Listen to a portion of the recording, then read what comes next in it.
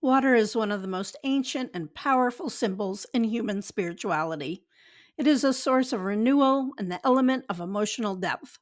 Water embodies intuition, dreams, healing, cleansing, and transformation. Many of our pagan origin stories originate in water. In this video, we will explore water magic, how it affects us, how we can use it in spells, and a few of the great water deities you can honor. Just as rivers carve valleys and oceans shape coastlines, water magic is about flow, adaptability, and strength. For modern pagans, working with water means attuning to cycles of change and opening ourselves to both purification and inspiration. Autumn is associated with water, a liminal season where we look forward. My journey with water magic began just a few years ago. Throughout my life, I have been connected with the earth and wildlife, but when I moved from Kentucky to Wisconsin, it was like this hole I had filled with water. I was leaving a farm for a more urban area, and this lake, just a 5-minute walk from my home, was my lifeline. I have learned so many ways to connect with water and how to use it that I just wanted to share them. Water is tied to the west and often connected to the moon, tides, and emotions. It represents receptibility, reflection, and intuition, the unseen but deeply felt forces of life. We often discuss shadow work, and I feel that sitting next to a body of water when doing shadow work is very helpful to achieve greater self awareness and empowerment. On the night of a full moon, place a glass, jar, or bowl of clean water outside or on a windowsill where moonlight can touch it. As it sits overnight, focus on your intention, whether it's enhancing intuition, inviting dreams, or bringing peace. In the morning, collect the moon water. It can be used to anoint candles, add to baths, or sprinkled around your home for magical protection and insight. Fill a bowl with your moon water or tap water and add a pinch of salt. Hold your hands above the bowl and focus on whatever negativity, stress, or stagnant energy you wish to release. Speak aloud. As water cleanses, so do I. May all that is heavy be washed away. Dip your fingers into the water and lightly touch your forehead, heart, and hands. When finished, pour the water onto the ground, returning it to the earth. I have 3 new coloring books available on Amazon and the website. Links are in the description. Purchases from me help pay my human writers and business expenses. Hi, I'm Amy, an eclectic pagan and green witch. Welcome to Celebrate Pagan Holidays, where we work to provide resources to help you live your best life. Water has the power to cleanse, both physically and spiritually, washing away negativity, stagnant energy. It is also linked with fertility and abundance, since rain nurtures crops and spring brings renewal to dry lands. Whether still like a pond or raging like a storm, water's moods reflect the spectrum of our emotions.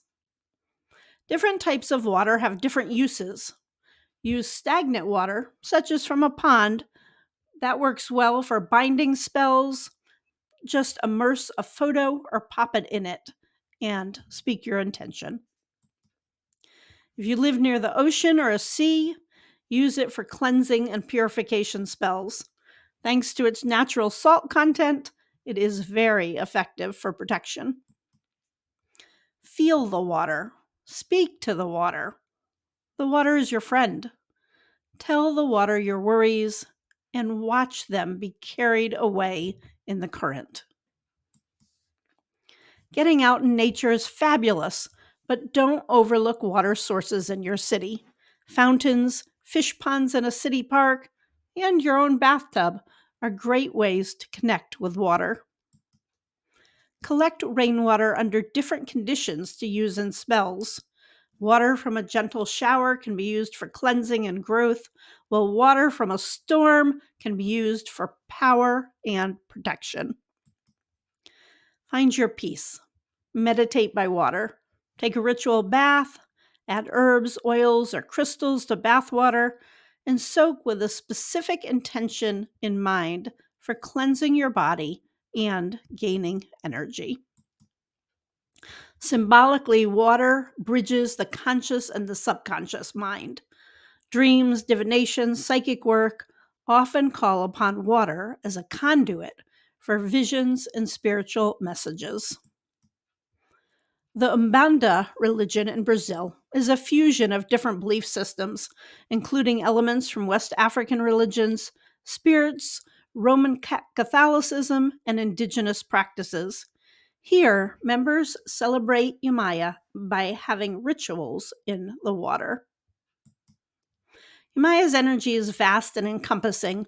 She comforts those who grieve, aids women in childbirth, and provides emotional healing.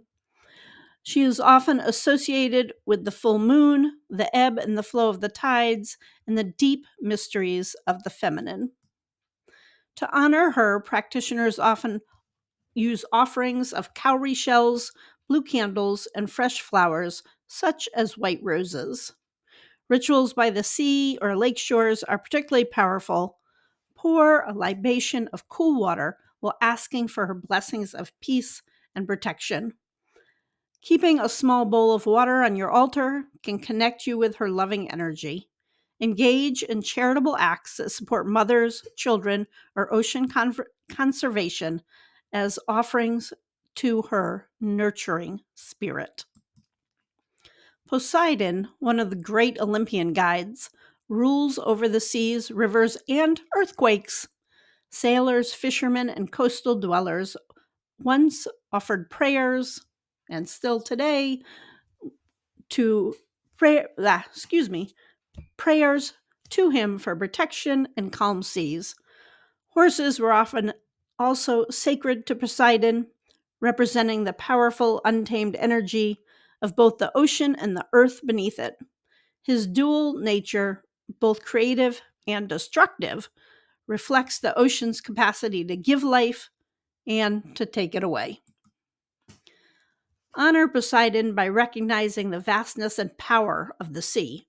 Offer a libation of seawater, wine, or olive oil at the shore while speaking words of respect. Decorate an altar with seashells or small figures of horses and dolphins. Taking action to protect marine life and reduce ocean pollution is another deeply meaningful offering to Poseidon, reflecting a reverence for the balance and strength he embodies. Njord is the Norse god associated with the sea, wind, and wealth. He brought favorable winds to sailors and fishermen. Njord also represents prosperity, not only from trade and the ocean's bounty, but from a life lived in harmony with nature's elements. His name is thought to derive from words meaning strength or vitality, and he is often invoked for safe journeys and success in commerce and abundant harvests. To honor him, modern pagans might toss coins in a fountain where they are collected for charity. Spend time by the water, feel the wind, and reflect on balance between giving and receiving are great ways to connect with his energy. Njord reminds us that true prosperity flows from respect for the forces that sustain life. Sedna is one of the most powerful and haunting figures in Inuit mythology. She is the goddess of the sea, the mother of all marine animals, and the guardian of the Arctic's vast and frigid waters. Her story tells of betrayal and transformation. Thrown into the freezing ocean by her father, she clung to the side of his kayak until he cut off her fingers, which became seals, whales, and fish. Sedna sank to the depths, becoming a goddess, ruling over sea life and holding dominion over all the creatures upon which the Inuit depended.